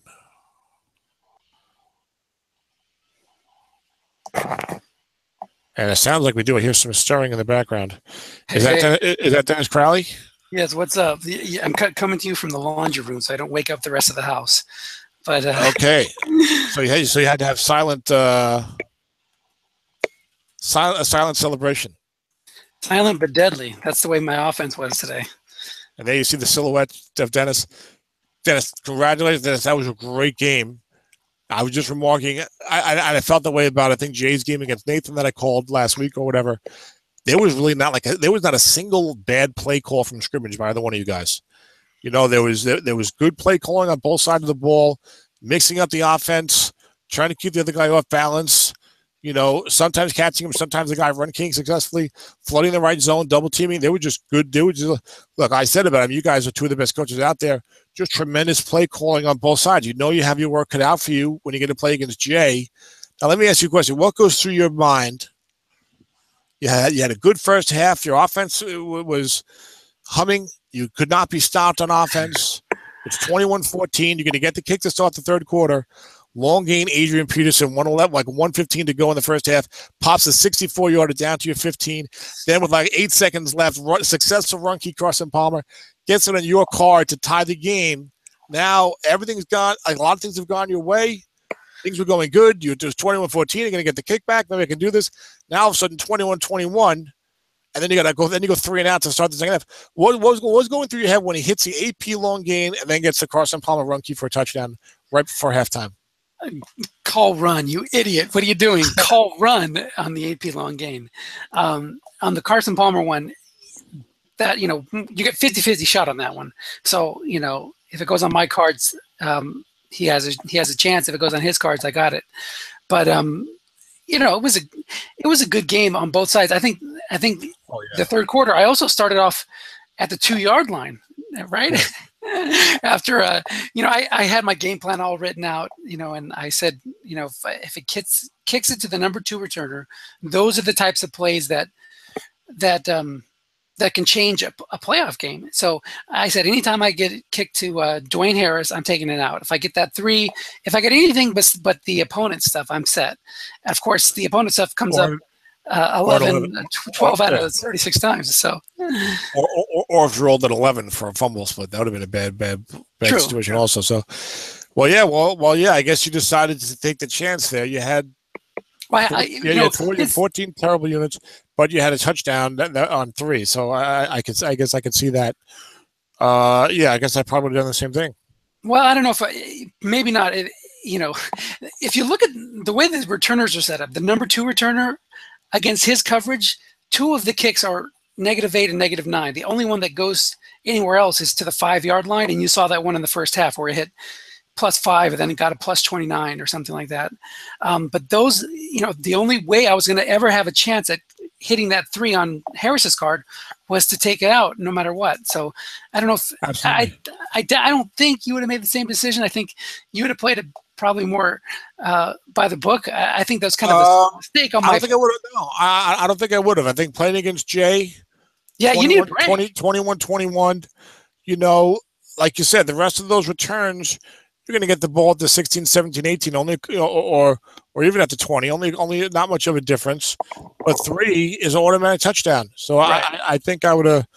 I think I would have taken the chance, and I would have been upset if I fumbled it, of course, at my own 8. But and then Jay in the second half, another chance he had to kind of steal the game was when he picked off Wilson on a correct double team. That was huge. It was 21-21. He had, I believe, 3rd and 5 from the 32, right, which is reasonable field goal range. Right. And you could tell that both you guys have played each other. And that's another thing with these playoff games. People watching the playoff games, people picking up tendencies. So both of you guys know, and he did it to you. 3rd and long, maybe called run. Dennis might be trying to get in closer for a field goal, and so 3rd and 5, you called the run and even keyed CJ. It would have been no gain guess right. Right. It was -1 on the key, and that 1 yard pushed him back to the 33. And now, instead of a field goal being, let's see, his outer range is like from the 32 it's 2 to 10. Right. 33 to 2 to 6 and 12. Now you get the variable adjustment, but you don't feel that comfortable trying the 2 to 6 and 12 in a tie game from the 33. The positive adjustment does help you, so maybe it's going to be more like a 2 to 7 type roll. I've never done the math on that, but if you miss it, you give the guy the ball at the 40. Right. So exactly. So that was a huge not only run call but successful run to key, and that 1 yard makes a difference. It just goes to show you. Like we talk about, look, any play call can make a difference, of course. So you never want to take a play off, really, in Strat-O-Matic football if you can. But normally when I say one play makes a difference, it's like, I was going to call a run and I passed it, or I was going to double team that guy, but I didn't. Here, it's it's a 3rd and 5 run key on the end run, and you force a 1 yard loss instead of no gain. So that's tremendous. You know what I'm saying? Yeah, it was totally huge. I want to know on your end in the fourth quarter, when it was Kyle Juszczyk time, was the crowd chanting Juszczyk, or it was in Jacksonville, so it would have been a little portion of the stadium, maybe towards the end zone. That was I think we had 19. I think we had 19 Seahawks fans in attendance in the upper deck in the corner of the Jacksonville end zone, who flew all the way from Seattle, and they were trying to get something going. But no, it was amazing that you had that sequence that had to kill you, where you had back-to-back short pass wrong calls, right? Like down like at his 21 or 25, I forget where exactly you were. And you got receiver guess wrong, incomplete on Michael. Well, first you got, I think, 7 guess wrong, incomplete on Wilson. Yes, and then you got the receiver guess wrong on Michael Floyd, 7 only incomplete.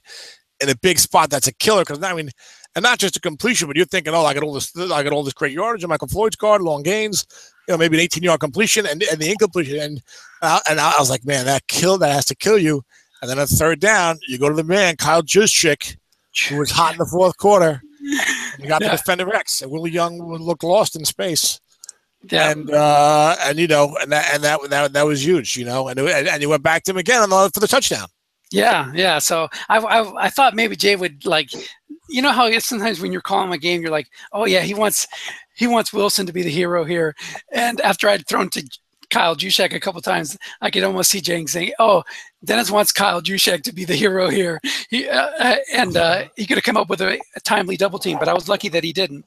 I actually saved Juszczyk. I was going to go deep to him because his linebacker was a 4, Willie Young, but I said, I'm going to hold it. And then finally in the fourth quarter on that key drives, I knew I would have the defender X advantage. I knew that, I just rolled a 7 on the receiver card. That always sticks in the back of your mind. I wanted to, if it goes 7 again, I wanted to have somebody who could catch it this time, and that was Kyle. So it was a fun game. And if you notice, I didn't use a lot of Wilson end runs. I kind of, the way Jay calls run, that kind of didn't turn out to be as big of a weapon as it usually is. Rawls had plenty of carries left, 2 or 3, and Gore had like 10 or 12 carries left. So, yeah. Now Jay does call a fair amount of run, and it's not just that he calls a fair amount of run. It's just that I can never get a pattern with him. Like when I scouted our stuff before, sometimes he would call it a lot on first down. Sometimes it would always be second and long. He was always mixing it up, so I never knew when the run call was going to come. Well, yeah. Well, that is, I would say, one of the fundamentals, of course, of being a good coach is diversity in your play calling. On both sides of the ball. You're not going to win too many games doing the same thing over and over and over and over and over again against a good coach. And you get into a game like this, you get 2 real good coaches. Then that diversity and the lack of a pattern is really huge. I mean, of course, and you want to have good personnel as well. But and it doesn't mean you should do crazy things that are, unpredictable. But you got to have diversity. Hey, Tom. Yes.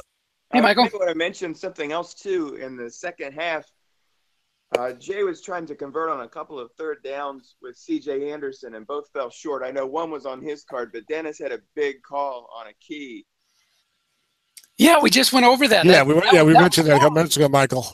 I thought I guess you weren't listening, but on 3rd and 5, we mentioned that earlier that Dennis had run keyed CG on 3rd and 5 from the Seattle 32, and it would have been no gain on against right call. It was -1 on the key call, pushing Jay into much more difficult field goal position. Jay decided to go for it, and then it stopped, and that was after the Russell Wilson interception on the correct double team. That was big. Yeah. One thing I'd like to say too is that losing earlier in the week in Samsfa, you have to go back. There's lots of these little learning to win or whatever, these philosophy things. But I really believe that one of the things that helps me as a strat coach is that, a loss doesn't, I want a loss to motivate me. I want my response to a loss to shape the kind of strat coach I am. We've seen it before where you get in a rut, and I've been in ruts myself where you wind up losing a big game, and then you go into a funk, and next thing you know, there's nothing you can do right, and you lose 3 or 4 in a row.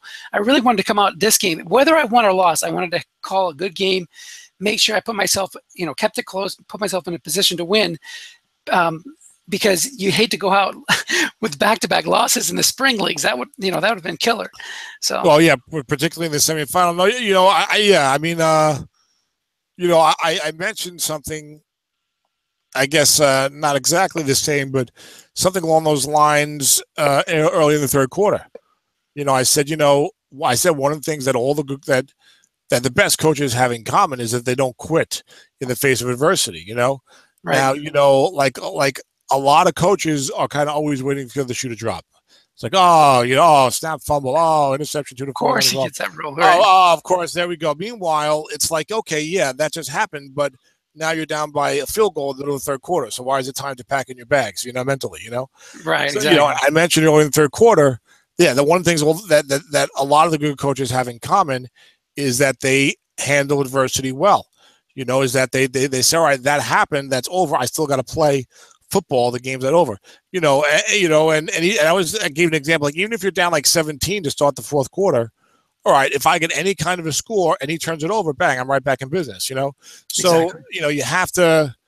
you got to keep playing. The only adversity that really kills you is when it's literally too late, when it's like, when there's like 2 minutes to go and you're down by a touchdown and you're at the guy's 18 and you snap fumble. It's like, oh, geez, when you literally don't have enough time or need only a miracle, then you can't do it. But anything else, you got to keep coaching. Now, so somebody said, well, of course you're going to keep coaching at 21-21 midway through the 3rd. But we know that there's a lot of defeatist coaches out there, not to use that term, but that's harsh. But there's a lot of coaches out there who, look, they're up 21-14. Everything's going great. You're going to get the kick to start the 3rd quarter.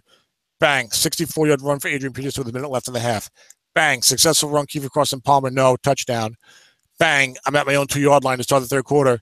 It's like, look, even I would feel like, okay, some things are going against me here, but how do you respond to that? Now, a lot of people are just like, oh, of course. What do you expect? It's Jay. He's winning all the Super Bowls. I'm going to lose here. And you get into that mindset, which is no one should get into that mindset because you're helping yourself lose. Exactly. Instead it has to be like, well, I knew it was going to be tough. Jay's tough. I'm at my own 2. All right, time to, grab the lunch pail and go to work. I got a game to play here, and you don't know for sure what's going to happen. Exactly. Even if you fumble a snap there and gave up a touchdown and we're losing 28-21, you still don't know what's going to happen. You still got to play because the bottom line is all that matters really is the score and the time, and the teams involved. And the coaches. That's all that matters. What happened up to that point only matters in terms of, he's been calling out a run now. I'm going to pass it. Just like the tendencies, but not the luck really. Yep, absolutely. So that some really good points there, and I think there's 3 stages you go through as a coach. You're a beginner. The first stage is learning the rules, learning why things happen, learning the reasons why. Really understanding every role and what I could have done to go differently. The next step is controlling your emotions and getting that under control, where you don't let a string of bad rolls or bad luck get to you. And then the final step is just trusting yourself. Coming up with a good plan, putting in the work, and once you do that, you're like, anything can happen. Like you said, 2 good coaches get together with 2 good teams. Really, it was it was the dice in the second half that stopped Jays from converting third downs. And that was the difference in the game. So, yeah, well, and like you talk about controlling your emotions, that doesn't mean that you don't feel emotion. It doesn't mean you don't get emotional. Believe me, I've let loose many an F-bomb, including one during our live Thompson Super Bowl broadcast, which I ended up winning. So I felt like an idiot for doing that. And I should apologize for that, which I think I did. But if I didn't, I do. Yeah. 2 years later. But, you know what? If Michael Floyd gets a 7-only incomplete in a key spot, there's nothing wrong with getting pissed off and cursing. But you do that for your 3 or 4 seconds, and then it's behind you. Now it's time to call another play. You got to, so you can feel emotions, but don't let them influence your play calling, and get them out quickly and move on. You know what I'm saying? Yeah, and what a job Jay has done. I wanted to also touch that. Come on, back-to-back SSFA titles. Clap. His record in the playoffs is just ridiculous. I don't know what his winning percentage is, but it's way up there. And to be able to, do all the little things that you need to do to win a championship, getting those last pieces in trade, making sure that you don't have any holes in your roster. If you look at if you wanted to learn how to do a textbook job of competing, go through Jade's draft picks and trades from the last 3 years. He's really done a good job of building his team up and not being afraid. Like, last year he used Brandon Whedon or some card like that and put Carson Palmer on the bench. Who was it? No. Last year he actually had ago. Last year Carson Palmer had a real good card. 2 years ago he used Mike Glennon. Glennon. So you had Glennon instead of. But he beat in the Super Bowl. Right. So, looking at all those little things, not being afraid to add another quarterback, even though you have an established starter, making the trades to get that last 5-7 or 5-5 guard, so you don't have to play with a 4-4. Those things that he did, he's done a great job. So you're pulling up the career stats? No, I forgot about that. I was pulling up his roster since you mentioned his roster. Yeah, go pull it up, because it's like there are no holes on that roster. When I was trying to game plan for it, the only 4 on defense was that outside linebacker, Willie Young. But he even added him as a late piece to make sure he had enough, high linebacker pass rush. Yeah, and he's at least a 5 against the run, so at least you're getting some pass rush and some and some defense in the running game. At least getting something out of that, not just a generic 4. But despite all that, you still can't overlook the coaching. Yes. He built a great team, but he coached even better.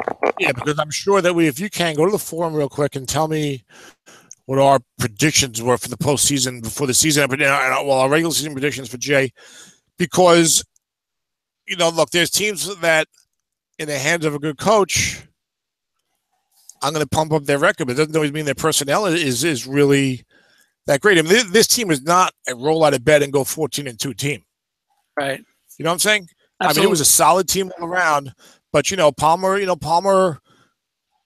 really was, not great deep. Had 7 only incomplete, flat wrong. AP's hit or miss. Chunky. He's only had 2 6s on defense. Plays a 4-3 with no 6 linebackers. So a lot of teams. I might have picked it 12-4, but I thought 14-2 was a tremendous job for Jay with this team. But because it's Jay, we might have picked a great record because of what he's been doing in recent years. What do we predict for Jay? I'm sure we predict at least 12-4. But we gave him more of a strong prediction, I think, because it's Jay. I'm still trying to find it on the forum. It should be like SSFA season preview, right? Yeah, something like that. Yeah, season preview show. And then you put you always type in the predictions. Right. Now I think I've got a submit for rosters with predictions, so I don't have something for okay, I've got songs for season preview. It's got to be on this page.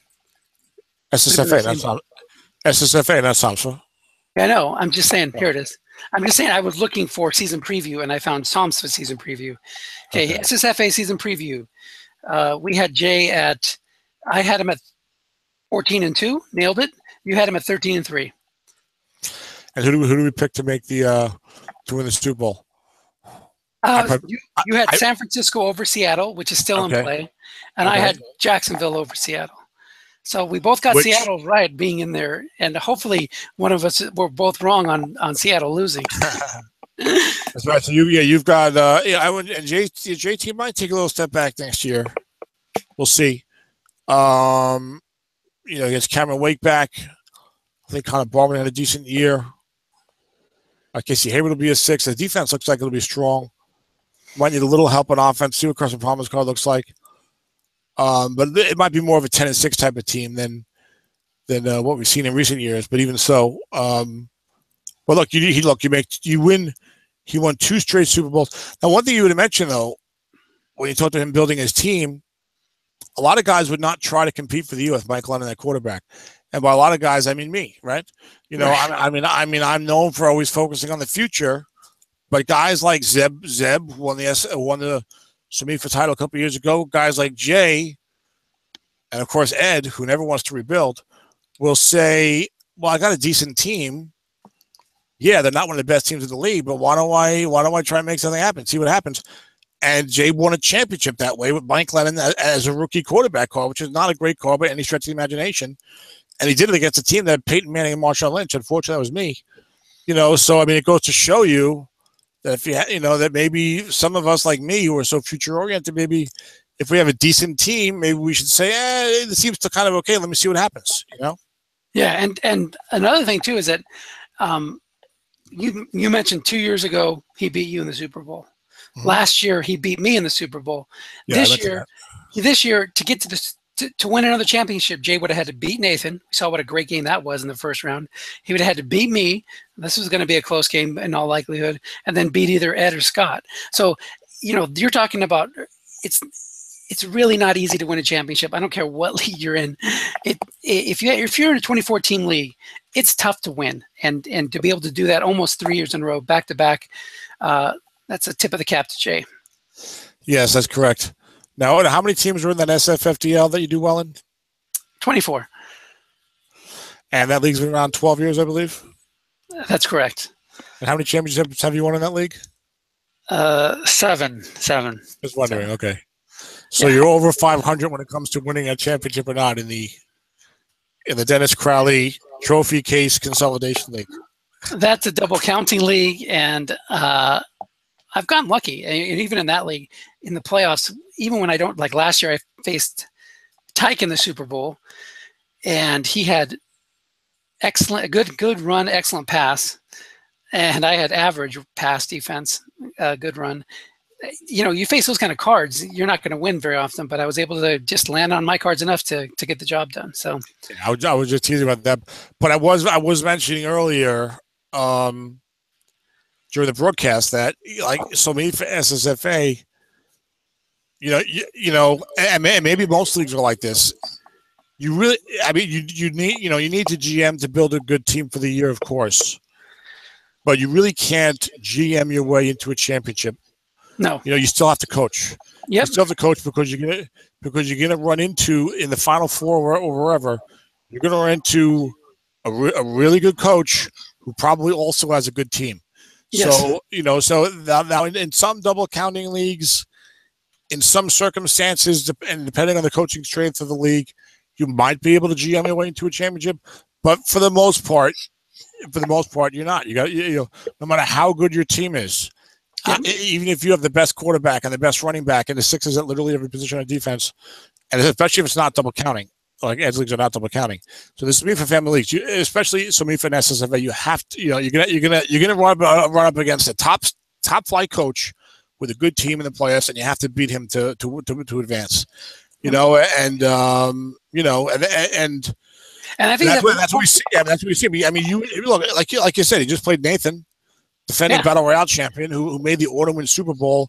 He called a great game with Case Keenum and like an average defense, correct? Yeah, a bunch of fours running around. Okay, and you beat him. You beat him 27-24. Now you got to play Dennis Crowley. So and your end also. I mean, you played a 12-4 team in the previous game, and Lawrence has improved a lot as a coach. And you win that one, great. Now I got to play Jay. And if you win this one, now you got to beat Ed or Scott, who's a me for champion, and has done a tremendous job with that team. So I mean, and you look at, like I said, the SSFA semifinals. It is like the me for SSFA semifinals in like recent years and stuff. And you're always seeing, Jay's there, and you're there, and I was in SSFA. Zeb is there. Just guy after guy after guy is a high quality coach, and that's even with like guys like Paul and Ron Martin in down cycles for their team. Those two guys are two of the best coaches anywhere, but their franchises happen to have been in down cycles. That's not going to last forever. And then so now it's like, oh, I'm not playing Dennis, so I'm not playing Ed, but I got to play Paul or I got to play Ron Martin. Gee, right. Great. Tim Bolyer's made a couple of Super Bowls. I mean, I can name almost the whole league. I'm sure I haven't named everybody because I'm just going off the top of my head. But I mean, John Madden's made 3 Super Bowls. I mean, it's just like crazy. I saw that's why, like I said that, like I saw it at the end of Nathan's game with Jay, and I see it at the end of the game here between you and Jay. Like immediately after the game, the guys know. The guys know. Man, I just played a great epic playoff game against another really good guy. Wow, that was great. And everyone wants to win, but no one in that situation, people don't really get upset that they lost because they know how good the other guy is. Right, exactly. Yep. And the respect goes both ways. I mean, you can look at the post-game commentary from Nathan and Jay or from you and Jay here, and you wouldn't know who won the game. Right. Except that Jay wrote congratulations, of course, which would mean if he had won. But But just in terms of because and I've been there. Like when I lost to Jay, even though my team was like way better, and that was a huge upset. I wasn't upset that like, oh, how could I lose to Jay? I wasn't upset at all. I was like, man, that was a great game. Jay did a great job. He deserved to win. I probably could have coached a little better, and he deserved it. So you're not there like, oh, I built a super team and I lost.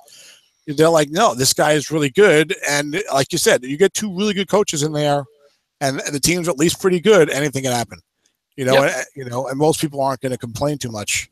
Yeah, all you want in these SOMIFA or SSFA or any league is you want a window. You want to build yourself to have a window to compete for a championship. Sometimes you might have a 10-6 type of team that could go on a magical run to win the Super Bowl. Other times you might have a 14-2 team that just dominates and crushes people in the playoffs or loses a close game. But you want to give yourself a window. Like the window I had in SOMSFA. I won 2 championships out of 4 years. That window is, coming to an end, but that's what you want. You want to be able to, give yourself a shot a couple years in the playoffs. You want to have a window, and then you want to walk through the window. Dive through. You want to defenestrate yourself. That's right. So, but and that's why, when we talk about different GM styles, maybe it's not the best for football of winning championships, but I like to have it. I like to build a franchise that can be competitive every year. I think my SOMIFA team is there now. Now, if they never win a Super Bowl, and like every year I'm going 10-6, 11-5, and never making it happen. Probably after a certain number of years, I don't know how many, 6 or 7, I'd be like, damn, this sucks, But it worked with my SSFA team. I like to play that way. Other guys go for maybe a shorter window, like you said, and really try and or go all out for 1 year, like you yourself have done at times. So there's more one than one way to skin a cat. But the bottom line is, you want to have a pretty decent team. That's for sure. But just man. So I'm gonna go back to bed. Thank you, everybody. Thanks for watching. You're gonna go back to bed, but I don't think you're gonna get any sleep. You'd be surprised. I don't think I can survive on 3 hours sleep or 4 hours sleep or whatever it was. Okay, good. All right, Dennis. Hey, Dennis, congratulations to you. That was a great game, and Tom, that was a great call. Thank you, man. Yeah, thanks, Tom. I appreciate all you do for calling these playoff games. No problem. Good, Dennis. Get some sleep, and I'll see you in the Super Bowl. Okay, sounds good. Of course, I won't see you in the Super Bowl meeting. That my team is there. I went 4-12, but I will see you as I call the Super Bowl. So there we have it, folks. Another great SSFA family playoff game. Jay Villings, Jacksonville Jaguars, back-to-back SSFA champions, 14-2, going for 3 in a row. But it just shows you how crazy this game is. Jay won the Super Bowl 2 years ago. The team he did not think could even get there. And then this year he goes 14-2 and loses in the semifinal. Well, of course, it's to another great team and a real good coach. So that's certainly one in the box for trying to compete every year whenever possible, because you never know what's going to happen. I know NFL Ed feels that way about teams. It's a tremendous job by Jay. He's going to be there, in Samifa. He's got Derek Carr in Samifa. Anytime you give one of these top coaches like a real good young quarterback, I mean, that guy. I mean, that guy's going to be heard from. You know what I'm saying? I mean, even if not now, within 2 or 3 years, he's going to have a good team built up around that quarterback, and he's going to be going 12-4 or better, and he's going to be in the semifinals or better, or beyond, I should say. So Jay will be here from there. It'll be interesting to see what happens here with this team. So I guess he won the Super Bowl last year without Adrian Peterson. He had C.J. Anderson, that's right, and probably another guy because AP was injured that year. So I was going to say, well, next year no AP, but he's on without AP before. And it looks like he has his first-round pick. It'll be near the end of the round. And he's got Nathan as number 2, it looks like. Let's see what we got here. Jay has his first-round pick, which will be 22. He's got the Rams number 2. He does not have a number 3. He's got an extra number 4. So he's got a little bit to work with here. Maybe if Mike Lennon has a decent year for the Bears, that could be a trade chip. If he's a good enough year, he could take over as a starting quarterback. Who knows? But, boy, I mean, I have to tell you the history now of Samifa and SSFA is really there, and I feel like I've been a big part of it. SSFA have been in it from the beginning. And so it adds something to me when I've been in this league for 10 years. I've been in this league from the very beginning. It's a great league. It has tremendous quality of coaching. And I see a great playoff game between, Jay and Nathan last time, but Jay and Dennis, that has championship ramifications. I mean, Dennis is in the Super Bowl. We don't know who's going to win it, but he's there. It means a lot to me. I like it. It means a lot to me. I appreciate it. I really appreciate it more than just saying it. I really feel the appreciation inside of me. It's a great thing to be part of, to have these caliber of coaches, these caliber of games, these guys who don't, bicker and badmouth and whine and complain, but are good, solid guys. It's really, really great. So we're going to have the other SSFA semifinal is going to be Scott's New Orleans Saints hosting, I believe, the commissioner at Barrow San Francisco 49ers for the right to face Dennis in the SSFA Super Bowl. And I'm certainly going to look to call that one, barring some extremely unusual scheduling on their part. This is Tom signing off. Take care.